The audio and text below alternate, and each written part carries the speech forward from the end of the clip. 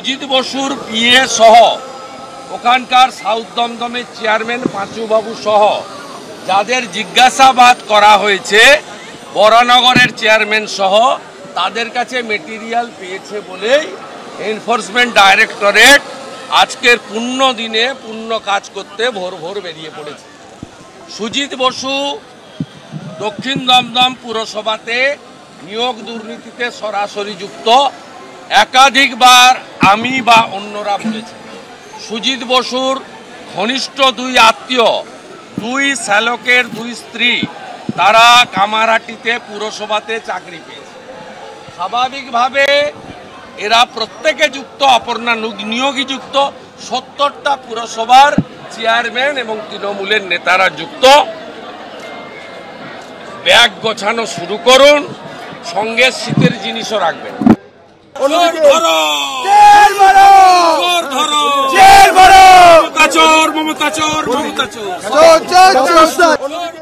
দশ ঘন্টা পর তৃণমূল কাউন্সিলর সুবোধ চক্রবর্তীর বাড়ি থেকে বেরোলেন ইডির আধিকারিকরা।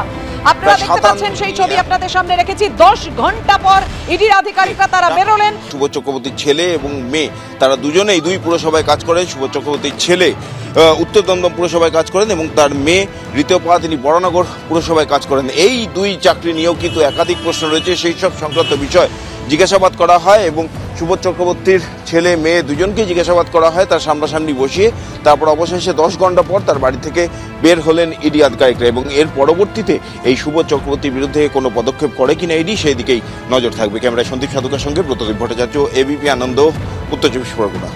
ঠিক আমাদের ডান দিকে যে অ্যাপার্টমেন্ট আছে সেই অ্যাপার্টমেন্টে তারা প্রবেশ করেন এবং তার আমরা দেখতে পাচ্ছি প্রথম তলে যে অফিস রয়েছে সেই অফিসে তারা গিয়েছেন। ঠিক কী কারণে গিয়েছেন সেটা স্পষ্ট না হলেও যেটা সুজিত বসুর ছেলে সমুদ্র বসুর কথাতে জানা গিয়েছে যে তদন্তের পদক্ষেপ হিসেবেই তাকে নিয়ে আসা হচ্ছে এবং তিনি স্পষ্ট করে দেন যে ইনভেস্টিগেটিং এজেন্সির সঙ্গে ফুল কোঅপারেশন করা হচ্ছে এবং সত্য প্রকাশ্যে আসবে, truth will come out. And তিনি বারবার সকলকে কোঅপারেট করার কথা বলেন এবং তারপরে আমরা দেখি যে তাকে নিয়ে হেঁটে হেঁটে পায়ে হেঁটে সকলেই এইখানে আসেন।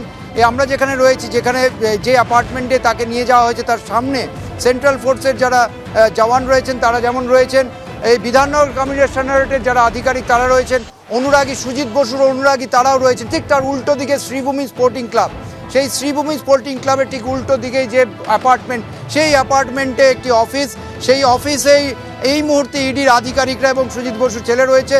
তাদের অবশ্যই তথ্য সন্ধান করছে বলে অনুমান করা হচ্ছে। তবে এটুকু বলা যেতে পারে যে সুজিত বসুর ছেলে যখন বেরিয়ে এসেছিলেন তিনি কথায় অত্যন্ত আত্মবিশ্বাস প্রকাশ করেছিলেন এবং বলেছিলেন যে তদন্তে সহযোগিতা করা হচ্ছে এবং তদন্তে সব কিছু প্রকাশ্যে আসবে এবং তিনি সকল অনুরাগী যারা আছেন বা যারা শুভাকাঙ্ক্ষী যারা অপেক্ষা করছিলেন আশপাশে উদ্বিগ্ন হয়ে, তাদের উদ্দেশ্যে তিনি বলেন যে অপেক্ষা করতে, ধৈর্য ধরতে এবং প্রত্যেককে রিস্ট্রেইন থাকার জন্য তিনি অনুরোধ করেন। এবং একই সঙ্গে আমরা দেখতে পাচ্ছি যে এখানে একদিকে যেমন সেন্ট্রাল ফোর্সের জওয়ানরা রয়েছে এবং বিধাননগর কমিশনারেটের পুলিশরা রয়েছে, উচ্চপদস্থ আধিকারিকরা রয়েছে, সেই সঙ্গে অনুরাগী শুভাকাঙ্ক্ষী প্রত্যেকে রয়েছে। সবাই এখানে অপেক্ষা করছে পরবর্তী কি হয় সেটা দেখার জন্য। চারদিকে আমার সহকর্মী সঞ্জয়কে দেখাতে বলবো আশপাশের পরিবেশ, কতজন যারা সুজিত বসু এবং তার পরিবারের অনুরাগী যারা অনুগামী শ্রীভূমি স্পোর্টিং ক্লাবের সদস্য, প্রত্যেকে সকাল থেকে অধীর আগ্রহে ধৈর্য ধরে অপেক্ষা করছেন। এবং যখন সুজিত বসুর ছেলেকে নিয়ে বেরিয়ে আসছিল একাংশের মধ্যে একটা উদ্বেগ ছিল অবশ্যই, তবে সুজিত বসুর ছেলে তাদেরকে আশ্বস্ত করেন, আমাদের সঙ্গেও কথা বলেন এবং তিনি প্রত্যেকের সঙ্গে যে কোঅপারেশন করা হচ্ছে, একই সঙ্গে এই যে এজেন্সির সঙ্গে কোঅপারেট করা হচ্ছে এবং তিনি আত্মবিশ্বাসী যে সত্য প্রকাশ্যে আসবে সেইটা তিনি প্রকাশ করেন। তবে এই মুহূর্তে এখনও তাকে যেখানে নিয়ে যাওয়া হয়েছে সেই যে অ্যাপার্টমেন্ট, সেই অ্যাপার্টমেন্টের ফার্স্ট ফ্লোরেই আছেন ইডির আধিকারিকদের সঙ্গে এবং আশপাশে অবশ্যই অধীর আগ্রহে যারা স্পোর্টিং ক্লাবের সদস্য, এখানকার অনুরাগী শুভাকাঙ্ক্ষী সকলেই অপেক্ষা করছেন। একদমই ঝিলম, তুমি আমাদের সঙ্গে থাকো।